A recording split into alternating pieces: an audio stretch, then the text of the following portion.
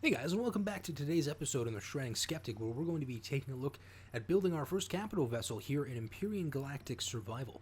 So we've made a few changes to the base, changed up a few colors, and a new basement cave that we've managed to hollow out by basically just taking elevator blocks and setting them up in a descending pattern and drilling out whatever you have below you, and then you can create something like this where you can have a little cave underneath your base, and it's a great place to store your hover vessel, and you can get it lined up pretty accurately with the water line. So today we're going to be going over a few of the steps necessary to get ourselves set up to build our first capital vessel. Now, Brainjuice, I know you had in the comments some questions about how well we can build capital vessels in Empyrion Galactic Survival, so today we're going to answer that question and show you guys the building process for the first one. Now, I did a custom hover vessel and a custom small vessel just because they're fairly simple to design, but when you're designing the capital vessel, because you're essentially making a flying base that has to cover all your needs, I thought I'd save myself some time and just use some of the built-in blueprints. Now, in this version, it does come with 5 sort of default custom templates you can put together, and you just have to put in the right amount of required materials. So these ships are going to require a whole shit ton of iron and copper and cobalt, and depending on how advanced you're going to get, sometimes they can require some of the more advanced minerals that happen to be on the other side of the galaxy. So I've decided to go with the Tier 2 capital vessel today, and right now we're just going to be building up a landing pad that we can use to land this guy on, as well as use the new repair bay blocks that the developers have incorporated. What these things are essentially blocks like you'd see any other way, but they will repair any capital vessel within 3 squares of them. So what I'm going to do later on is just throw one of those blocks up there, so every time I land the capital vessel on there and the base is activated, it will slowly start to repair the capital vessel. The other cool thing is you can actually have a block for these built into the capital vessel itself that you can use to repair the other smaller vessels that you have on board.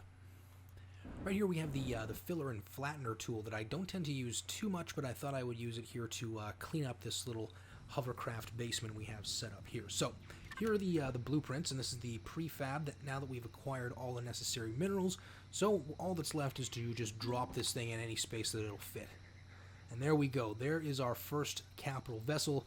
And as we get close, gravity will take over, and we may have to add in some landing struts to this thing later on. So this thing we are going to be doing some heavy modification to, including adding some more weapon systems to it and hardening some of the steel blocks so that they can take a few more hits, because I have taken this thing out for a few adventures in the time since I've acquired it, and it can be a real pain in the ass when some of the enemy fire penetrates all the way through to your farm or your warp vessel or something else, so it's definitely worth taking the time to harden up some of the steel that's in here so that you can have a few more hit points. So in here we have the main room where we have our constructor. That thing I'm not really sure what it does. I think it's just a decoration.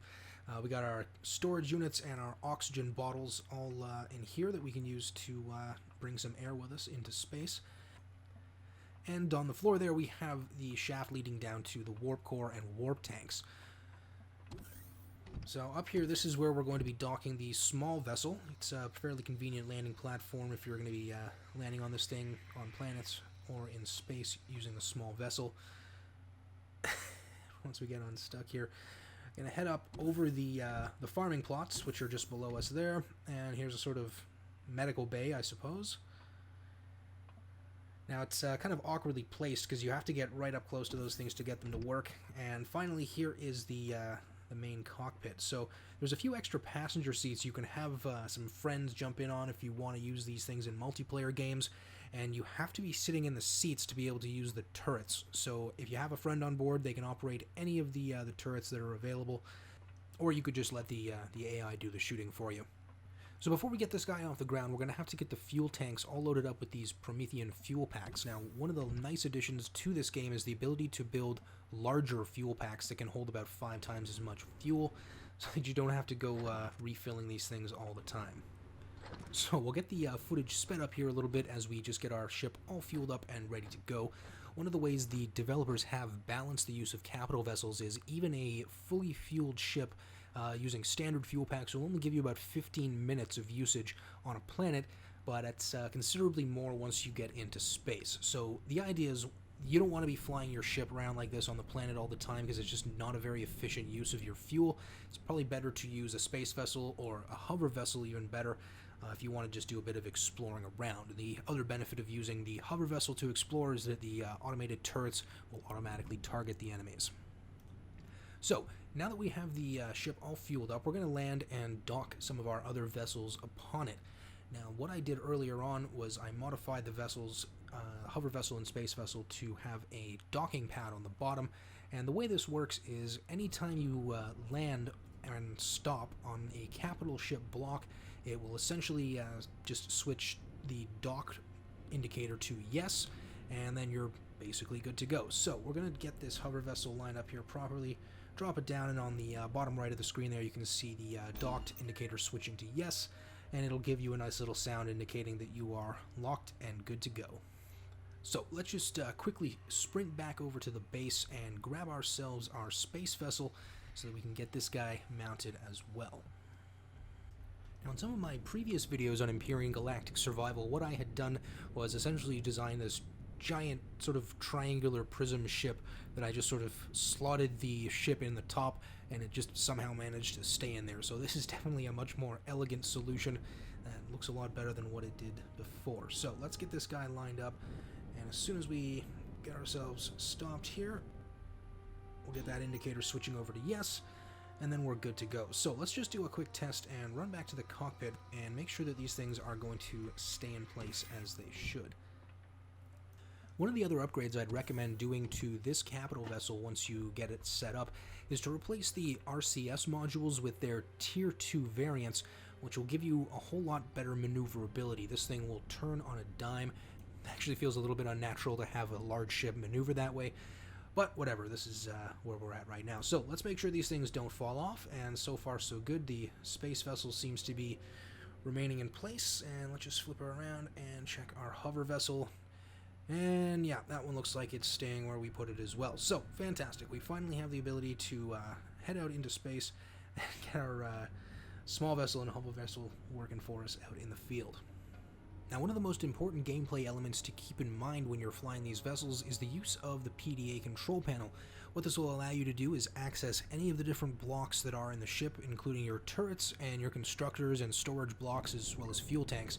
So you don't have to get out of your seat and go running around the ship, having to refill different things like that. You can do it all from where you're sitting. Now, how this would work in reality, I'm not too sure. I'm not really too concerned about that because it is such an excellent gameplay mechanic. So let's get this thing back on the ground and proceed with our adventure. You're going to want to make sure to build all of your ammo and food supplies ahead of time because it's going to save you from running out of a particular material once you're flying through space. One of the first missions I would recommend you undertake is to go out to the farther reaching planets to grab some of the higher end ingots so that you can come back and equip your vessel to become an even more unstoppable destructive force. The capital vessels can carry some very powerful front-firing weapons, but I found using them on enemy bases would just tend to destroy them and, well, prevent me from recovering any kind of useful materials. So keep that in mind.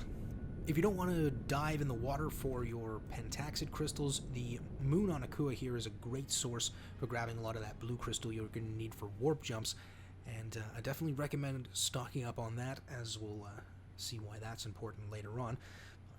Let's head out into space for our first journey off into the cosmos. On our next episode, we're going to do a little bit of footage from some of the outer planets and show you guys what this capital ship is capable of combat-wise. But for the time being, I'd like to thank you guys for taking the time to tune into this episode here on the Shredding Skeptic, where we finally get to explore docking on capital vessels. Many different adventures await out there in the galaxy, and now that we have automated mining machines, building some of these larger capital vessels in the survival mode might actually be somewhat feasible. So I hope to see you guys on our next episode so that we can take another trip through the galaxy to see what there is in store for us. So here's our first rather choppy warp jump. Here we are on our next planet. See you next time, guys.